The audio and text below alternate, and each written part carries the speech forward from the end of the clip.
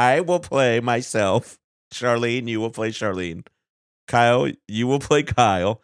I will read all the directions and the scene headings, and I will also play the cashier, who I think is the only other person in this. Okay. We have not read this script yet.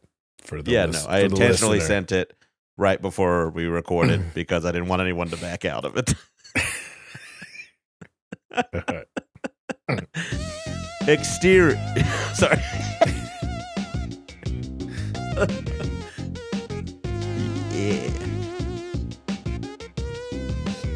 Yeah. Exterior. Outdoor shopping mall. Shane and Charlene are walking looking at different kinds of sweaters at LL Bean. And along the way, Charlene? This would be nice on you. Yeah, I like that. Throw it on the pile. We can afford it. We have a combined income of $62,000 a year. They laugh like assholes who think that's an impressive sum of money. Let's go get a latte from the good Starbucks, not the one that always overcooks my red pepper egg bites. It's your birthday. Whatever you want, my little flower. And you're my little bee.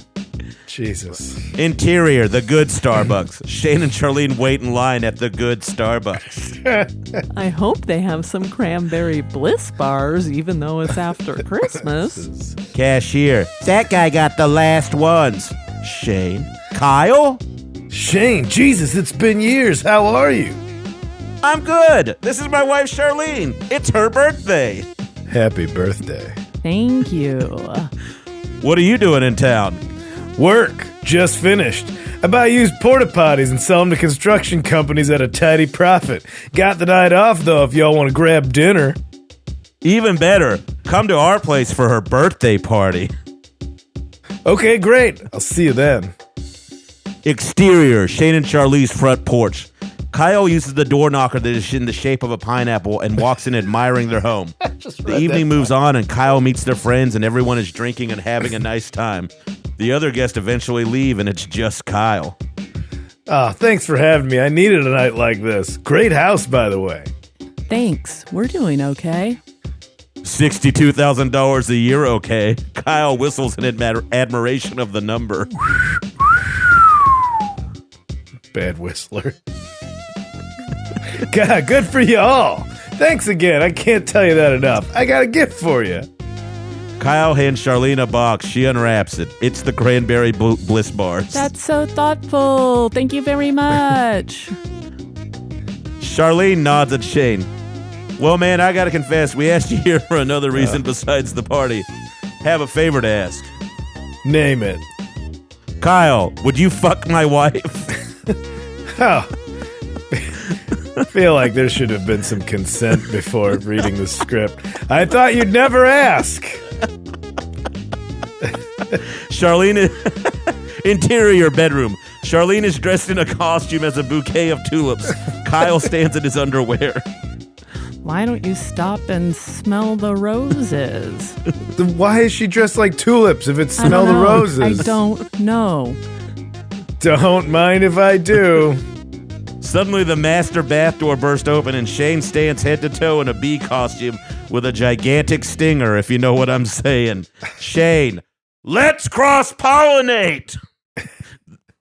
This week on No Accounting for a Taste, we attempt to shed the misconceptions of polyamory and open relationships. Oh my God, you wrote that whole thing for Let's Pollinate. It's a callback to the bee line. You could have changed. Everybody, this is No Accounting for Taste on the All Things Comedy Network. Hal, you're good with words. You know that, man? I think the gym is dumb. Did Rachel walk in the room? Of course I'm eating a Baconator. Man, if you ain't doing CrossFit, you can get cross-buff. You're right. A long burger's not the worst idea I've ever heard. That's your sitcom right there as a Mr. Fix-It-All who just can't fix his heart.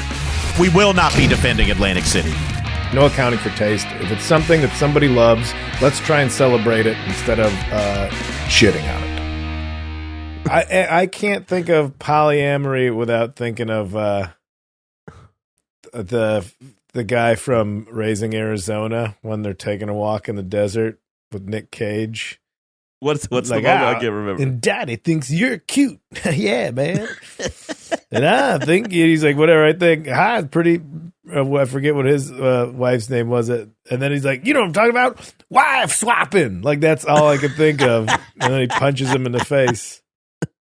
But there's two things I think about that, and I think about when I worked at a gas station when I was like 18, and a dude that like would come in, is like 95, 96, would come in looking exactly like who you think a suburban swinger would look like. Like just polyester shirt open with some chains on. He's like, hey, Kyle. Like I knew the people that they're regulars like getting cigarettes. He's like, check it out. He just did a keychain like of two pewter little naked bodies that would fuck if he did the thing. He's like, check it out, man. They're doing it. I'm like, all right, man. I don't know why you think that's cool enough to show me. Hey, Kyle, check it out. Yeah. You're just like, just a grown man showing me how his keychain fucks. Right. And they were, are you certain they were swingers, or just a creepy guy? He just seemed like. I think there's plenty of unrequited swingers out there. I think there's a lot of people that are just mentally polyamorous and physically abhorrent. Yeah. I mean, there's two of them on this podcast.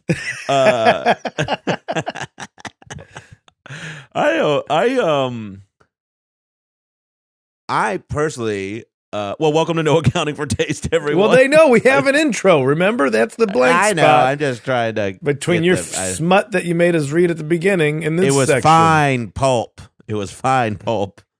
Frankly, I don't know if I've ever dated anyone that would. I've never had any experience with this. I guess I've dated people at the same time, but never. Yeah. Told him about it.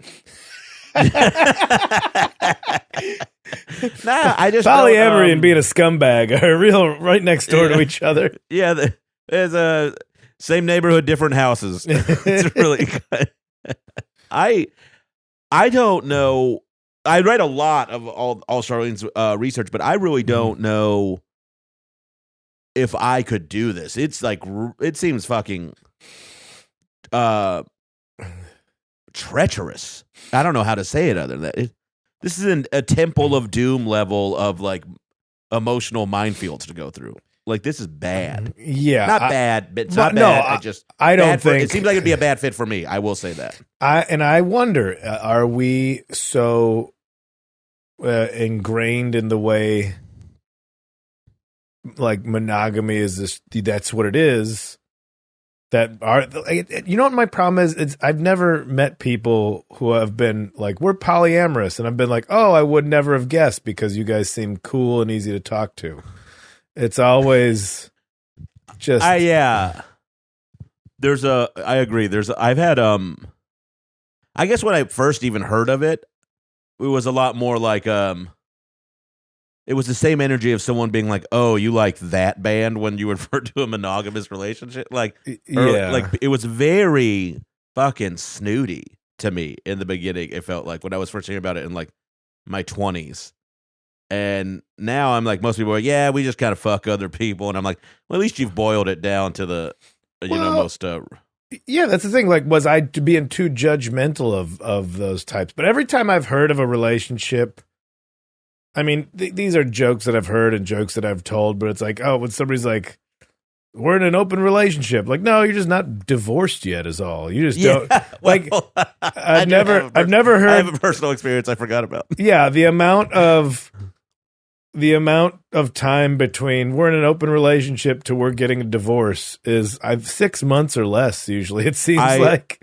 Yeah, I have equated it to the end of a game of Madden where all you're doing is throwing Hail Marys. Like there's no more strategy involved. You're just like, we got to score a touchdown or this thing is over for sure. Like every play is it's basically on a ventilator. Maybe porking. What is that sound? What is that sound effect? It's supposed to be squeaking. That was horrible. It's That was It sounded horrible. like a knife going against a fucking plate all night. Yeah. A shopping cart in an empty grocery store.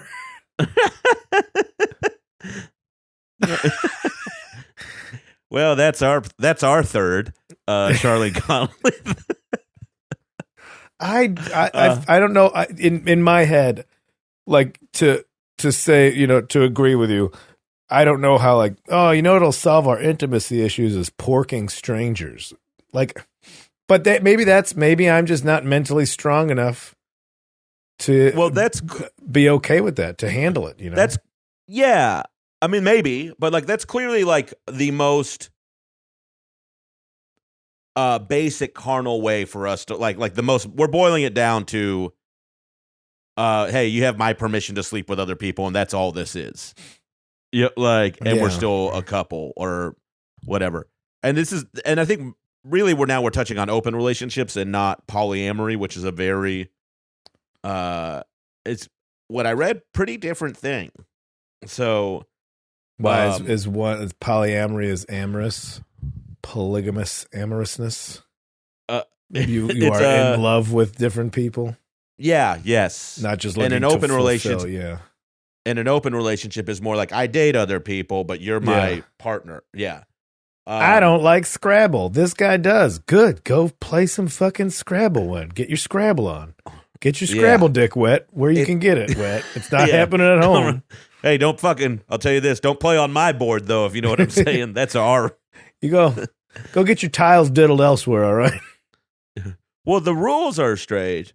I will say this. I know we have a moment where we talk about our personal experiences about this, and I did forget that I have had a personal experience with open relationships. Let's hear about it. So years ago, long story short, first girl who broke my heart, high school crush. Hadn't talked to her in years, but we were still friends, but like very distantly. She was married, and she reached out to me out of nowhere and was like, "Hey, I'm going to be in this town this weekend. You're in this town this weekend. Let's hang out." And I was like, "I'd love to see you." And then showed up, and she was like, "We have an open relationship now, an open marriage." And I was like, "Oh, cool." Congratulations. And then we fucked. Pretty fun. Was open to you. Yeah. It was open. And then she came to another show, and her husband came with her, and that was a little much. Charlene, the finessing of these sound effects. So disgusting. It was like her and I are still good friends. Her and I are still good friends in this is the first day of a morning zoo radio show. Yeah. Charlie doesn't know which sound effects does what. What was that one labeled? That was the sound. That was the sound. Disgusting kiss. That was the sound of you and her husband getting along very well. Oh. So wait, did he know that you and the missus had banged? I don't think so. I don't think so. But maybe it's even weirder if he does. Maybe it's not as weird if he does. Honestly, I don't know. Would you? If but they're divorced now. Well, of course, because that proves my thing. You're not. But I also think still friends. And I think, but I'll say that I think the institution of marriage is kind of a dated, like, why it just I mean, the other option, the other traditional option is, I mean, my parents are divorced. Or they're also dead. But now they're married to Christ. Divorce happened first. Is not a great. It doesn't have a great track record a lot of the time either. So, like, the other option between polyamory, open relationships, and swinging is to oppose monogamy. Is definitely has a few losses on its record. Yeah, I keep wondering, like, how many people, like, how many weddings have you gone to with like two sets of parents on each side of the aisle because there's but it's like, oh, but no, you guys though, you're gonna make it.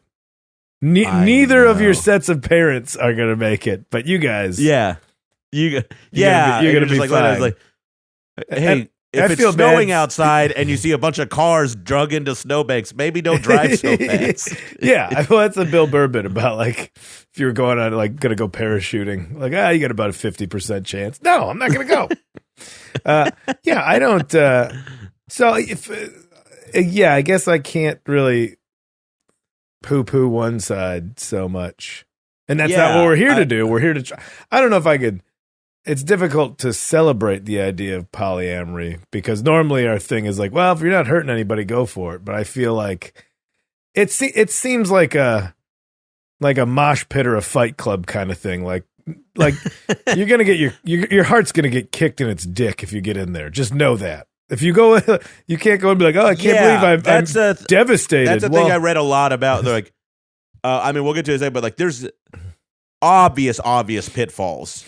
Yeah. If you're just like, maybe you're talking about like, hey, should we just both have sex with other people? And like nothing, like it's not going to end in a murder suicide at some point. Yeah. Like, I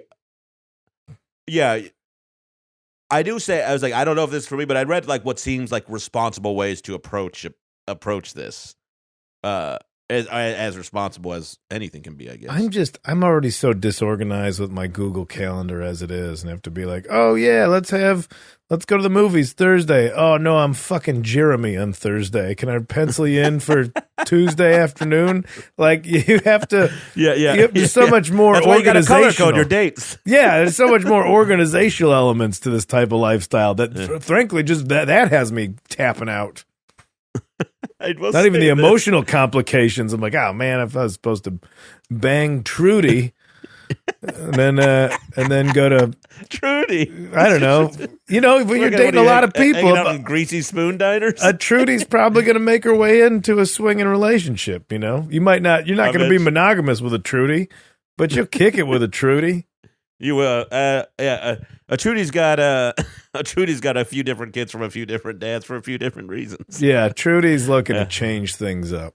Yeah, I will say this: the best joke I have ever heard about polyamory was, I know he's not going to buy me shirt. My buddy Sam Evans, who you've met, and I think Charlene you've met, his now ex-girlfriend wanted to be in an open relationship. He didn't think he could do it, but she came home with a book called The Ethical Slut. And it's just like, she said, if you read this, it might really help you see things from my perspective. And he goes, okay, so like now I'm supposed to let a fireman finger you and there's required reading? Like, yeah.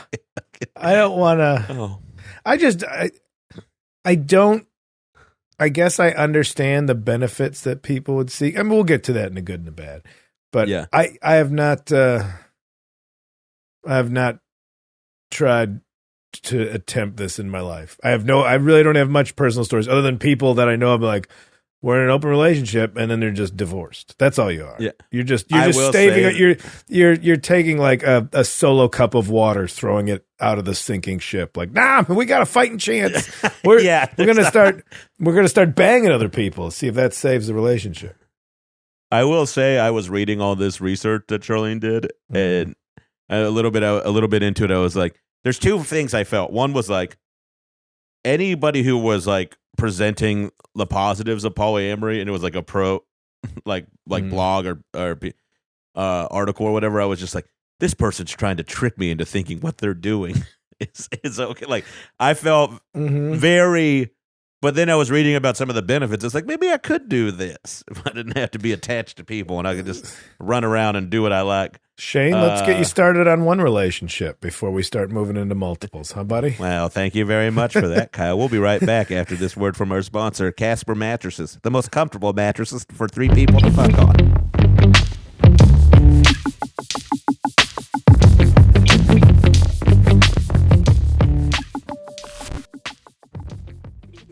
There. Oh. Yeah. Okay, that's well.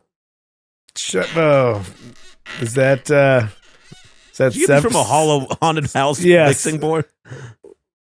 This is Charlene has multiple relationships with sound effects, and boy, that just sounded like you know what? I don't even want to. There's no visual to this. They're so loud in the headphones. They're goopy and they're squeaky. That it's too late now, Charlene. Yeah, if you want the sound of panting, I'll just go take the stairs real quick and come back up. Listen, you wrote that script you made us read at the beginning. I'm the only one out of this whole show that hasn't violated like for a moment. The other You're the members. most decent person. Okay. That was just a regular kiss from me to Kyle. We left. Shane wants multiple relationships, but doesn't has one. That's what we're left with. Look, a boy can dream. Shane wants to juggle before he can catch. Okay, everybody, we're doing juggle boobs. Yeah, we're so immature. This is No Accounting for Taste, the podcast where we defend things that people tear down for no good reason. And this week it's polyamory, open relationships, and even a little swinging to boot. I can see it's an easy target for the status quo to go after. People have just, the whole family values thing and Christian America being scared that this is just another slip in a descent towards a devilish life. Yeah. That'd be so funny if they were just like, people who are polyamorous also can't be teachers, because that's like always where they start. Like the Christian conservatives is that it's for the children. So, man, if anything, that's who should be a teacher, is somebody who is getting laid when and where they want and getting all their other boxes checked off so they can have that kind of patience to deal with kids. If you work with kids, you should qualify for military benefits. That's a good point. Like, they'd be so much more relaxed and be like, I mean, I don't care if this kid learns to color or not. I had a wild session last week. Well, I want him to learn to color. I want him to come in and be like, you know what? I can focus on this. I'm not bummed out about my miserable life because I decided to marry one person at an early age before I knew how the world works. What happened last night? I had dinner with Luis.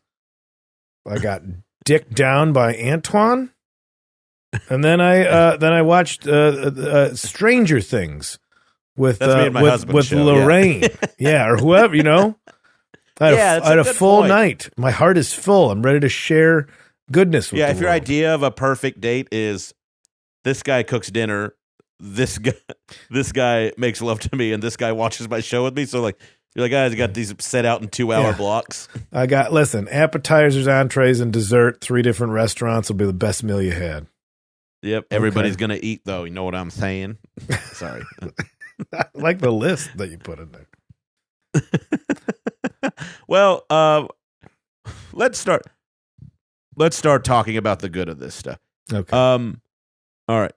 One of the things I have it up here. Sorry, Charlene. Of course, did a great job of finding us some research. Actually, let's start with Charlene found an article called 6 Signs of a Swinger House. So let's let people know the signals before we try to explain this. You might have a swinger house in your neighborhood. If you see a pineapple, for most folks raised in the South, a pineapple is a symbol of welcome. But the tropical fruit has a steamier side. Paul M. says he learned the truth when he moved into a subdivision in Waxahachie, North Carolina. Some believe it's the only mark of a swinger. It's a door knocker, or if the pineapple is displayed upside down. There's a neighborhood in Stallings, North Carolina, affectionately nicknamed Swingorama, and pineapple keychains are allegedly a thing. I will see these things now and think about it if it is a real thing. But so for most folks, this is a symbol of welcome. So one person was more than welcoming, and now it's ruined the pineapple for everybody? I don't think it's ruining it. Yes.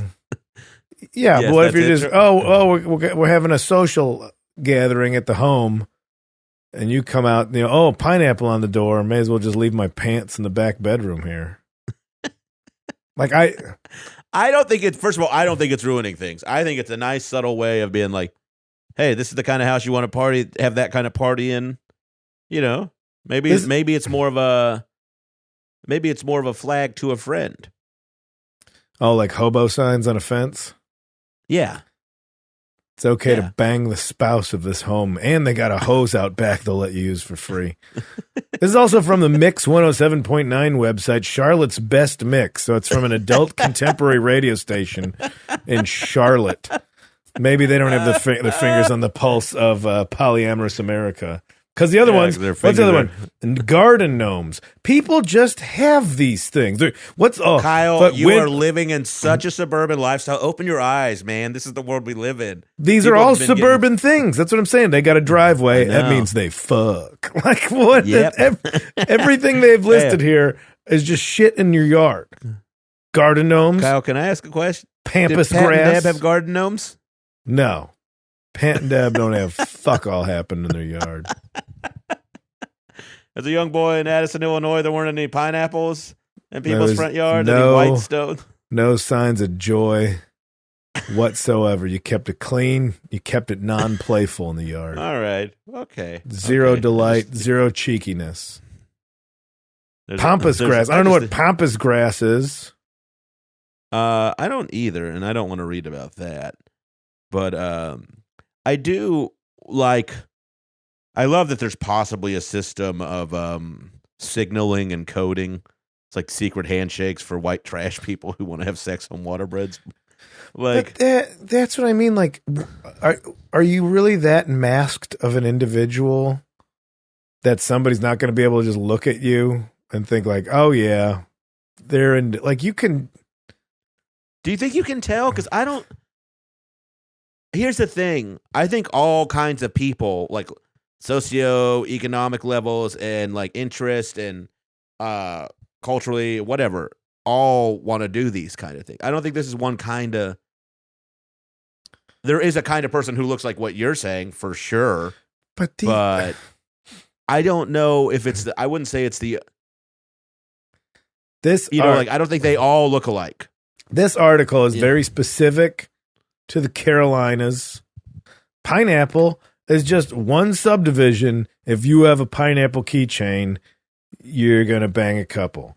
If you have white landscaping rocks in Lake Norman or Huntersville area of wherever Carolina, South Charlotte area, that's an indicator you might be into some group action. Pink flamingos, people just have those.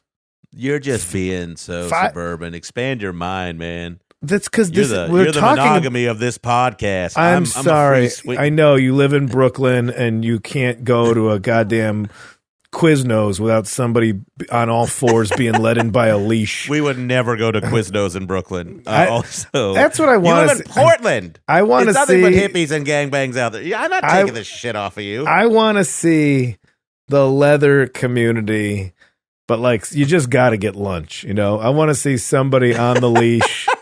Doing the puppy play, but like, listen, if we're going to do weird shit, I'm going to need a Schlotzsky's or something real quick. Yeah, second foot long of the day coming up. I can't do this on an empty stomach. That was not even, it sounded like both of us at the same time. Yeah, it does. We're starting a disgusting choir. Here's some of the myths around polyamory. One of them is that, like, and I actually, tell me what you think about this. Basically, it says a polyamorous relationship is for people who don't want to commit.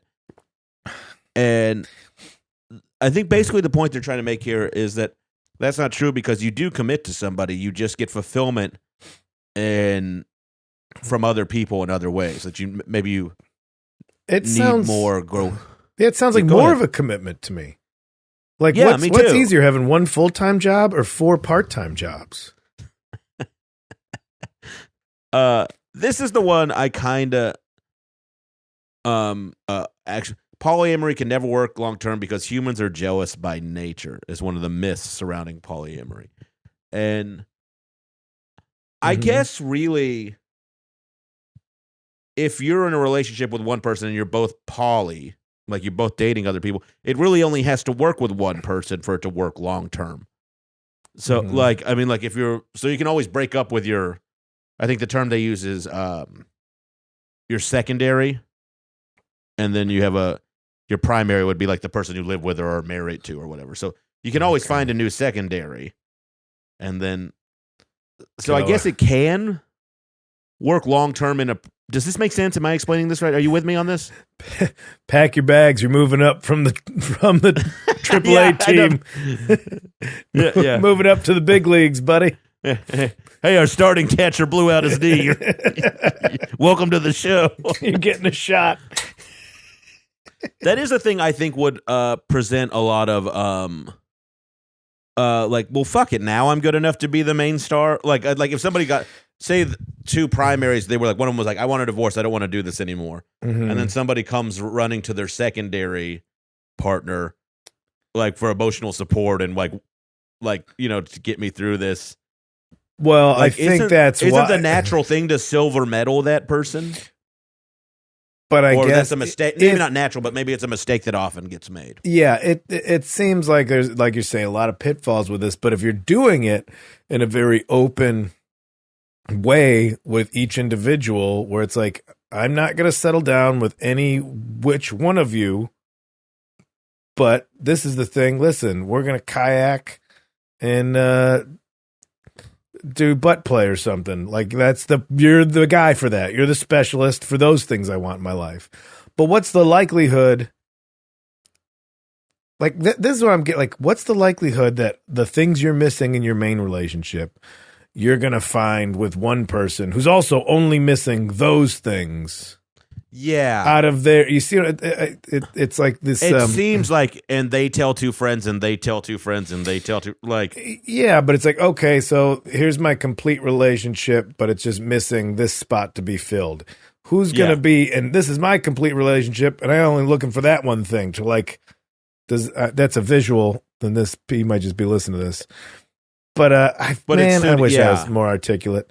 But you know what I'm saying? That person's going to be like, oh, I only want to do this thing with you too. I only want to play Connect 4 and tongue kiss because my main partner doesn't want to do those things. Yeah. Or like what's worse, I think the part that would lead to jealousy though is like if it was just Connect like, 4 should be a sign of Connect polyamory. 4. Yeah. Hey, do you want to play Connect 4? That's right there in the language. That's also like that's what those bars are with the giant Connect 4. Oh, really if one couple's playing Connect 4, they're looking for two other people. Yeah, and giant Jenga is a metaphor for your marriage falling apart. Yeah, giant Jenga doesn't end well for anybody. I guess like the part that would be like because everyone gets jealous, and they talk about this in one of the articles Charlene found too. Is like one of the like maybe rules of thumb if you decide to be in an open relationship is that. If you get jealous, don't be reactive, more or less. So, like, yeah, bottle it up. That's good. It's a good thing. No, no, I don't think you're supposed to do that either. But I think what they say is, like, if you say your partner goes on a getaway with her secondary person or secondary partner, you shouldn't plan one with your secondary partner just because you're feeling like combat. You know, like that's not a, which I guess makes sense. And it does make sense, but it also would just be like, whew. Yeah. I mean, do you say, how was your weekend? Like, you know how they say the toughest part of a divorce is telling the kids? Like, it's not making the decision. It's about the dialogue after it. Yeah. Like, it just seems like, I don't know what you do. Like, how that becomes normal again. You know, like it seems like it's always the energy of a relationship post fight or post argument. I feel like a few other things, like maybe they talk about a lot of these studies are based around, surveying millennials and, I'm 45. And so maybe finally just the children of divorce and monogamous relationships that have not worked out everywhere around them are just mentally, I don't know if more mature is the right way to say it, but positioned to be more accepting of these new ways of life where like we still have of some the shortcomings and or like I just can't, I don't think I have grown up and could mentally handle it.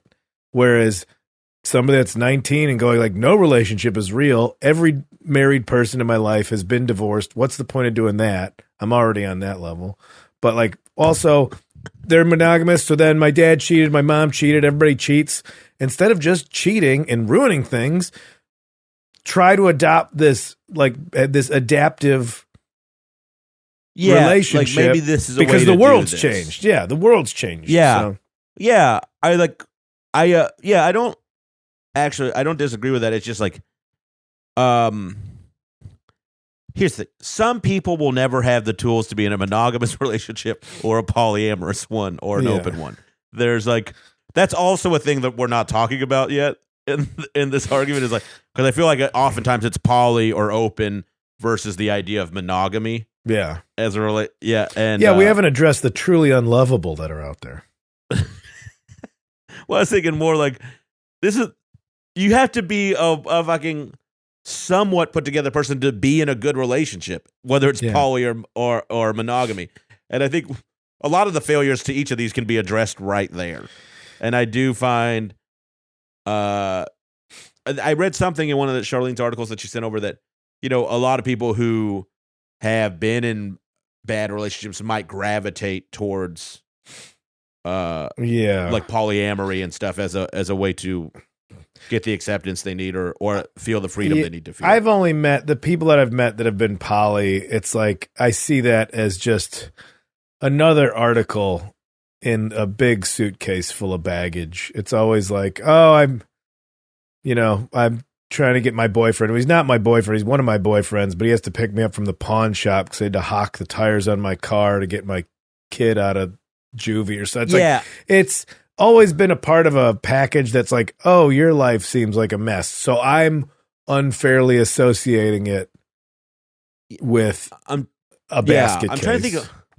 Yeah, and that's me too. But I also say, like, I'm trying to think of the people I have met that have been poly in these open relationships or swingers, and like very few have been like, well, that's really surprising. Like, because I a lot of people I meet with are damaged with it.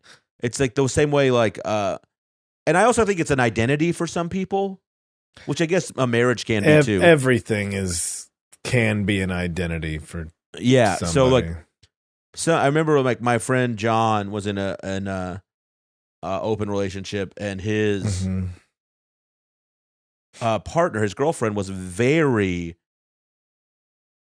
so open about it. It was like, hey, we're just having dinner.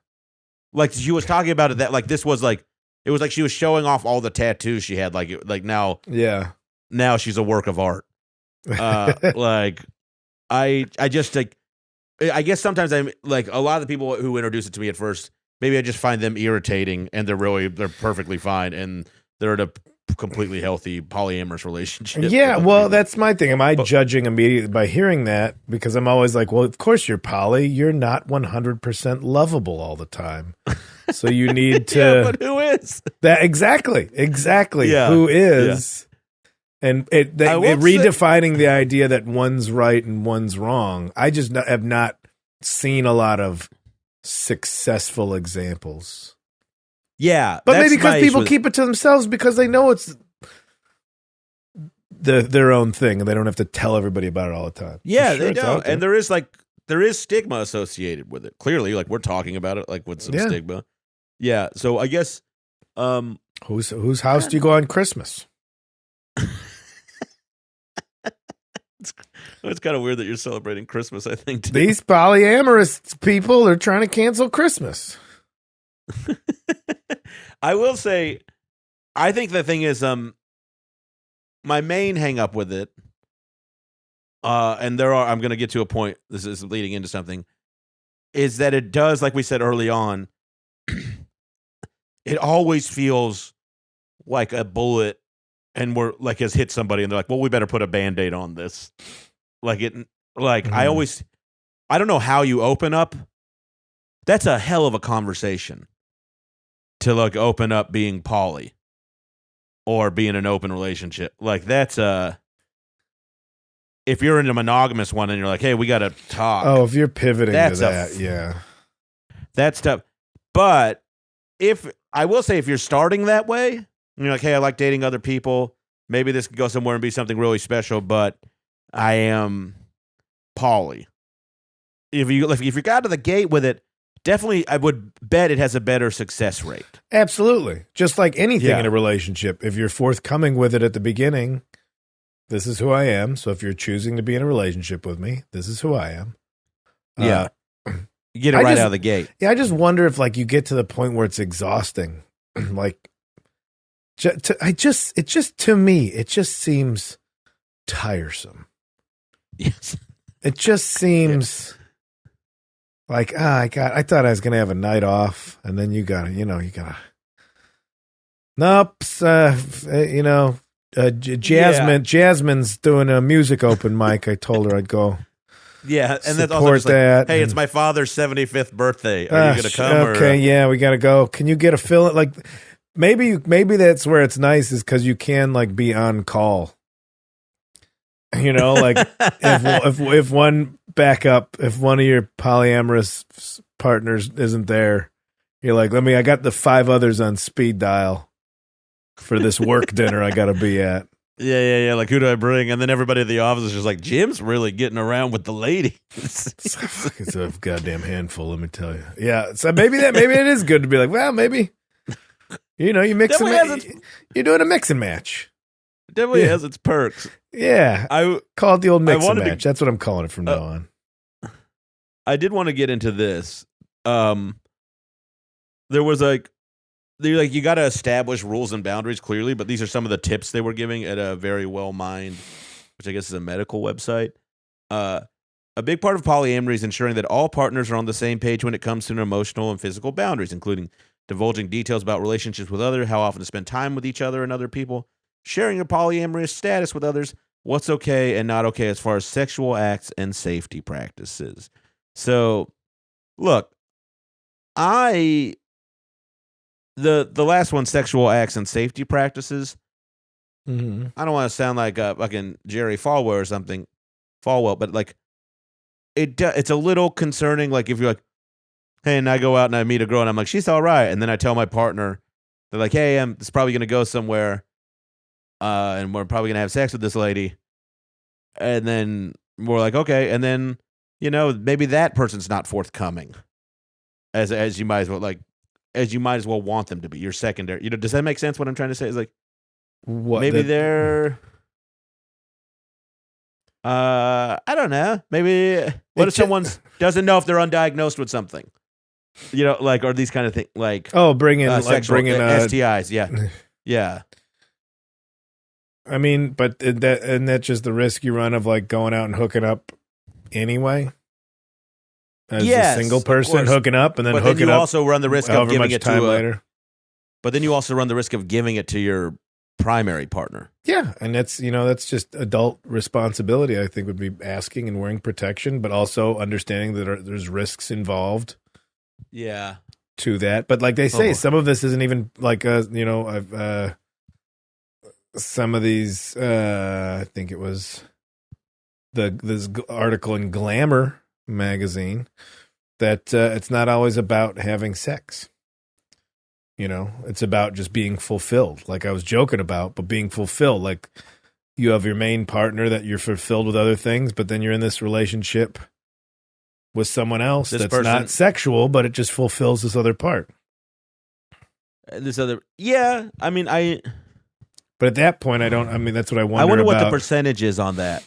But that's like non-sexual polyamory. I do not see that listed here, but one of the the quotes here was sex educator and sex ed-a-go-go host Dirty Lola. She said, what I found beyond the sex were friendships, a support system, and family. Many of the relationships I formed didn't have a sexual element at all, but what they did have was a deep love and respect for one another. Well, why is that defined as polyamory then? Isn't that just I don't know, a social circle having I guess good you can friends? Maybe not though. Maybe, but like I guess that part is like I guess what they're saying is like like you can feel romantic about someone but not physically attracted to them in some way. Like I know they say in the friends thing there too, but like, I guess intimacy comes in all forms. So I guess you could have that without. That's and then that's what I mean. I guess I just don't know why it's part of polyamory if it's just A friendship, considered having a social circle, a very strong social circle. Yeah, unless it's because that idea. It's a little broad to me. Yeah, yeah. I guess the one thing I'm really picking up for this is you have to be communicating all the time about this shit.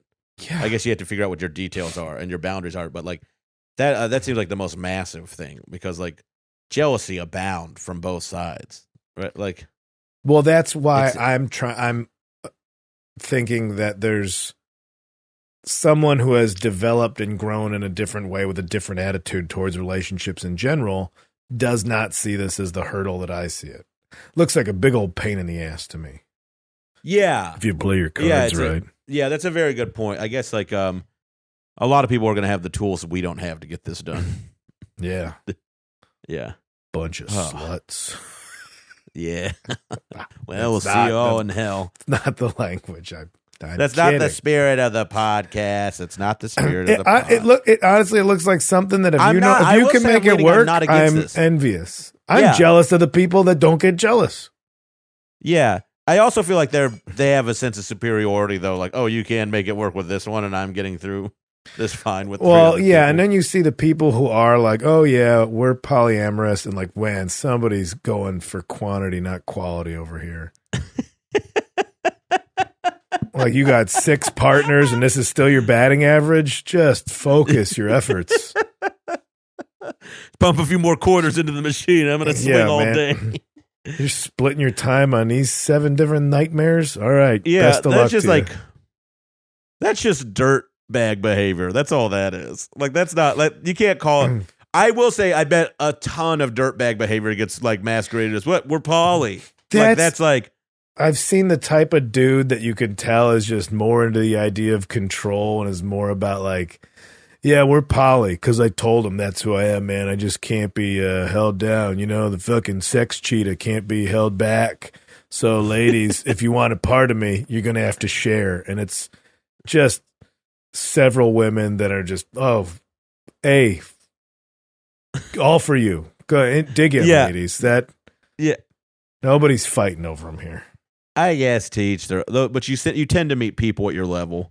Very few times I would imagine like if somebody's in a poly or open relationship, I don't think it's a trucker with a like a don't tread on me tattoo is really like, hey, I'm poly, and there's a debutante that somebody who's been hanging out at the Met Gala is gonna be like, I don't think there's still levels to this kind of place, I'm sure.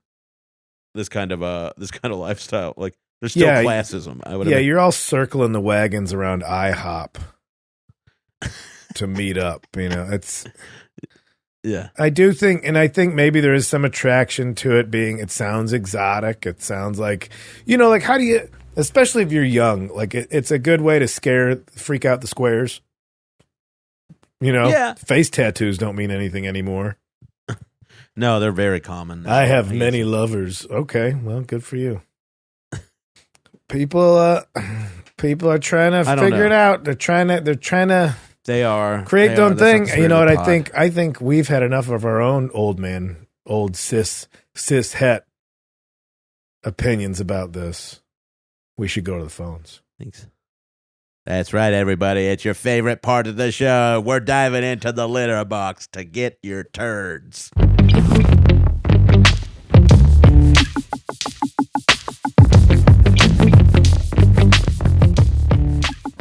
All right, everybody, we're back. Let's hear your thoughts on this whole swinging lifestyle. Clearly, Shane and I have our attitudes about it, but we've been broken before. So, yep. Maybe you're down with it. Bronco with no one to ride me. Did you call yourself an unsaddled There are 3 Bronco? types of dudes that are into polyamory. The first is the guy with slick back hair that wears a trench coat, was really into the Matrix in high school, and just wants to fuck anything. The second is the dude that is trying to convince his wife that he should be able to go sleep with that waitress that he thinks is hot down at the diner, but she's actually going to go and just get piped by a bunch of different dudes. And the third is Mormons. Thanks. Later.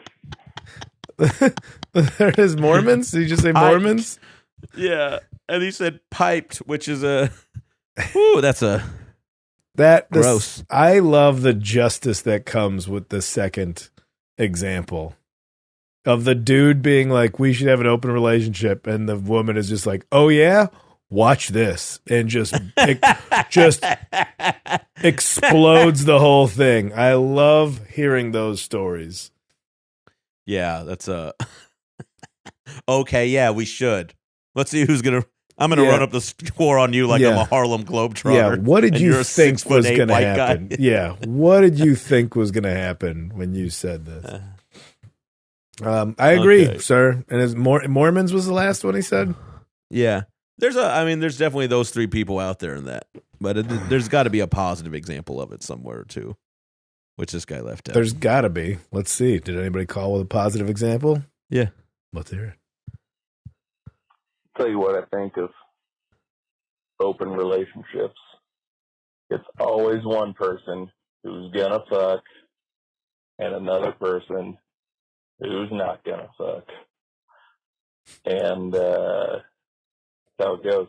And that was my first marriage, which you probably gather is my first marriage in the past. A while ago. And yeah, she fucked a lot of dudes, some of who I knew. And I just jerked off in my barracks room. So, you know, whatever. Anyway, bye. Oh, boy. We appreciate your service. Oh, jeez.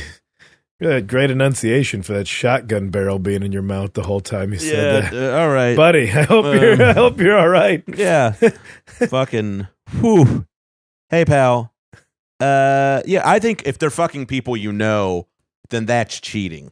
I don't that can't be part of a normal. Yeah, I don't think what you had was polyamory. Yeah, it's a bummer. Undiagnosed I was undiagnosed polyamorous. You mean you cheated a bunch? Okay. Like if we want to use that language. You say tomato, I say tomato. Jesus. That's bad. Yeah. Poor guy. I say I got a train run on me behind the roller rink, but we pronounce it differently. Buddy, I hope things have gotten better. Woof. First marriage makes me think you're on a second one. You usually say first marriage when you're already on to the second or whichever. Hey, Charlene, that's it. Can we get a cheerier call on the next one? That guy was pretty bleak. Rooting for you, buddy. No way my old lady's banging anybody else. Y'all crazy. Fuck that. That guy is right now. He's throwing out any pineapple garden gnome related item in his house. He's like, well, that's what that means. Not around here. Let's get out of here. Can you play that again? No way my old lady's banging anybody else. Y'all crazy. Fuck that. That sounds like we specifically said his wife. Yeah, I know. And next episode, it turns out we heard your wife's banging dudes. Give us a call. We want to know about what his wife banging dudes means from you, man, the listener. Have you banged this guy's wife? Drop in a message for us to talk. This guy also did not say that he would not bang other women, though. So I'm getting He just seems incredulous to the idea of it. Curiously left that open. Polyamory. I'm from Iowa. My name's Steph. I'm from Iowa, and I grew up between Iowa and California when my parents split up when I was a kiddo. So I kind of grew up in two very different worlds and prefer polyamory, but it's impossible to engage in that kind of a lifestyle out here in the Midwest in the smaller towns because people are hearing this concept and they're thinking, oh, maybe that's a lifestyle I ought to try. but they don't actually know what the fuck they're talking about because they're using these concepts, they're using these labels and these concepts that they don't quite understand. So Pause, say please. I'm polyamorous. I do like that she's saying people like misuse the language. Like I like that she's recognizing that. Is all. I just want to make that like very clear because some people definitely misuse the language that they hear people who are actually poly use. Like, yeah, they said it on the Kardashians, so I think that's us too. It's like, well, let's learn before we destroy our relationship. Yeah, yeah. Please keep going, but I do appreciate that she's making that point. They don't actually want their boyfriend, to be fucking another lady. I understand polyamory to be like, so my philosophy is if you're going to be jealous of someone for anything, you got to be jealous of them for everything. I'm autistic. I'm kind of like a super objective thinker. I take things very literally. So that's kind of a fun perspective for me to have. But, the way I view life, the way I view my relationships and partners and everything is that, like you don't own someone, that goes without saying, but my relationship with one person has absolutely nothing to do with my relationship with other people. So like if I'm having sex with someone else because like I'm connecting with them sexually, it doesn't mean romantically, it doesn't mean like I'm planning a fucking wedding. It's like I'm not trying to take everybody home with me. It's like I can leave a sexual moment in that moment and walk away from that moment and just like leave it in my past. I don't, I'm a modern woman, so that's my whole thing, but monogamy doesn't make sense to me. I travel around a lot, I move a lot, I'm in a different fucking mood a million times a day. Like, I don't like feeling... Let's pause real quick. I take back everything I said about agreeing with her. This is a frightening individual. No, I think she's it's not made a good point that for her, sex is just an activity to do with somebody. Yeah, that a relationship to her is much more than that singular activity, and that singular activity shouldn't be looked at as only reserved for romantic relationships. She's a modern woman. She told us. Yeah.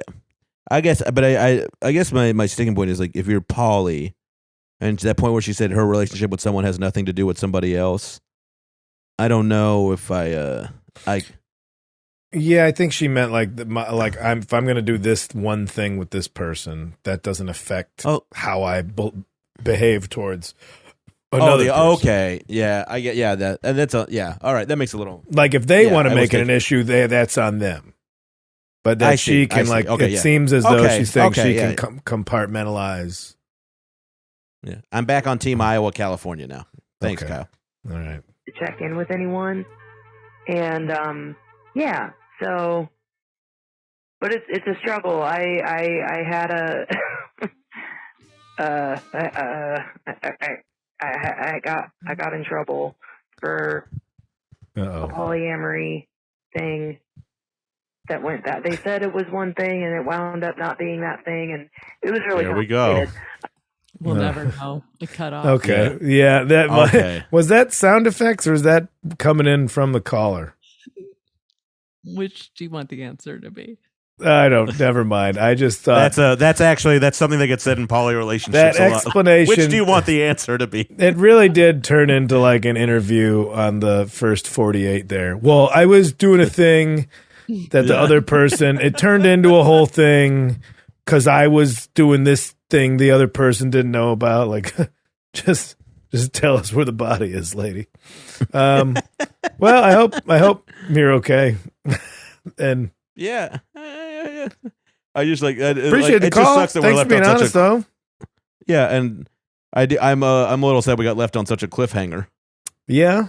There was a lot going on at the end there. For it to cut off in the middle of, I got in trouble for a thing, and then and then laughing by yourself on a call, and then it cuts off, waiting for us to be deposed. Oh God, that might be that's probably the best call so far today, though. All right, let's hear it. Yeah, I saw Kyle's question on Instagram about poly relationships. I've seen it work out a couple ways. One is person's genuinely poly, or partners are genuinely poly, and they have a great relationship with as many people as what makes each other happy. The other one is usually one partner convincing the other it's a good idea just so they can sleep with other people. I'd say one is probably more right than the other. I think that's the conclusion we came to. If you bring it up, yeah, at the beginning of the relationship, that's how you meet somebody. All right. Yeah, you can't make someone be poly like that. No. I get they got it. Yeah, seems like you really have to come to that decision on your own. I would love to know the most solid relationship where one person is poly and the other person is like, nope. It's got to be just some ambivalent dude. It's not for me. Yeah. It's like whenever I see somebody who's like at a different comedy show every night and I know they have like a spouse. Like, how do they're fine with you just being in a bar every night. But I've never seen that other person. I've never seen them exist. All right. Yeah. It is weird when you spend 5 nights a week with someone and you've never met their wife or their husband. Mm-hmm. Yeah, that's a very good point. Hey, Kyle. Hey, Shane. This is Kyle from Richmond. Hey, man, I just saw your show. If you're in Richmond at the Funny Bone, it was awesome. You did a great set. Hey, my thoughts on poly. I was poly for probably. I was in Richmond 2 weeks ago. This son of a bitch couldn't show up to my gigs. Let's not interrupt my fan, Shane. All right, you're right. I'm sorry, Kyle.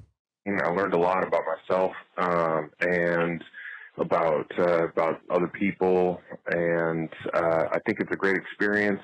I encourage people to give it a try. I think I'm better at communicating now that I'm out of it than most of my peers. I think I'm better at communicating my expectations, my desires, and my needs. And I think I learned all that from being poly for so many years. I don't think it's super sustainable. Most of the couples that I was involved with or know, have eventually tapered off into somewhat monogamous or more, traditional relationships, and that's cool. So I don't think it's, once you get into your 30s, polyamory kind of settles down, if you will. But I think it's a great learning experience, ethical non-monogamy, as they say. I learned a lot about myself, and all right, much love. Peace. Great call. It's a young person's game. It's like trying to start a band. Yeah. Or comedy. Yeah. Fool around with it in your teens and 20s. If you hit 30, come on, man. Time's passed. Good advice. I'm going to say this before I forget it. I love that this guy got some tools from this. From being poly, that he communicates better and he has a better expectation of people than he did before. I think that's something we didn't talk about in the positive on this. Is like it would force you to be more open. Yeah. Or yeah. So that's probably a big benefit of it. You can, I guess, if a relationship ends, it doesn't mean it's a failure if it's poly or monogamy or whatever. Yeah, well, I guess it probably ends maybe a lot easier if it's poly. And it's like, hey, this was great. Now I have found somebody that fulfills everything, or I grew enough as a person to realize I want to be with one person instead of polyamorous. Yeah. But hey, thanks to everybody that contributed to my personal growth along the way, and less people got hurt. That is a great call, and I think a perfect way to sum up a No Accounting for Taste episode is like, look at that. That's a great example of being an okay something we thing. Didn't expect to hear. Yeah. I like this call. Yeah. We like you. I don't hate it. I came in with a lot of reservations about this, but there's some good to be taken from it. I think, and it may not just be for you, which is a thing they say a lot in these poly things. We say it a lot on this show. Every episode of the show. Maybe it's not for you, but I guess it is the being communicative and not being considerate of everybody's feelings in your triad or quad or whatever multiplication of Wad. This is my wad. Yeah. That's like a group of poly people together. It's called a wad. It's my wad of lovers. This is my cream squad. This is my wet pack. This is my squack pack. This is my cum brothers. This is my gaggle of fuck. Okay. Oh, you're gonna call it everybody. I'm Shane Torres. And that's Kyle Kinane. That's me. And this has been No Accounting for Taste, where we solved all the problems with polyamory and dispelled myths. Tune in again next week when we discuss sniffing markers. Is it really that bad?